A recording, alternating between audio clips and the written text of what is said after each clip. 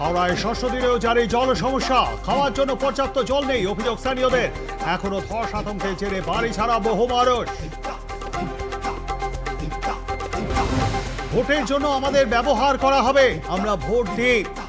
যে সরকারি হোক, তারা কি চায় আমরা মরে যাই? পুনর্বাসনের আশ্বাস পেলেও ক্ষুব্ধ ডাম্পিং গ্রাউন্ডের পাশে বসবাসকারী মানুষ। আজি সরকার ডেকেছে তলব আদালতে, সত্য লুকানো হয়েছে, সত্যকে সামনে আনা দরকার। আদালতে সিরিয়াস ভাবে বিচার করা উচিত। আজিকর ইস্যুতে মন্তব্য বিজেপি নেতা দিলীপ ঘোষের।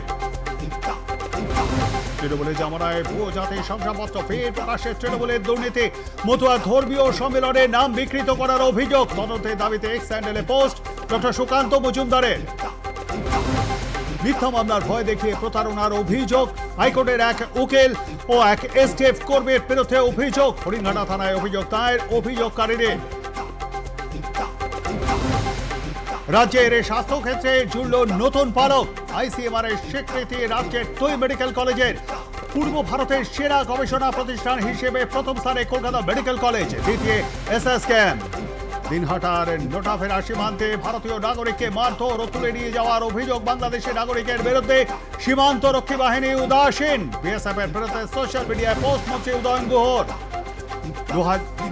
26শে মার্চ বাংলাদেশের স্বাধীনতা দিবস। আগামীকাল মুক্তিযোদ্ধাদের স্মরণে জাতীয় কর্মসূচি। সাভারে জাতীয় স্মৃতিসৌধে শ্রদ্ধাঞ্জলি শ্রদ্ধা জানাবেন রাষ্ট্রপতি ও প্রধান উপদেষ্টা। আজ শিলংয়ে এশিয়ান কাপের বাছাই পর্বের ম্যাচে ভারতের মুখোমুখি বাংলাদেশ।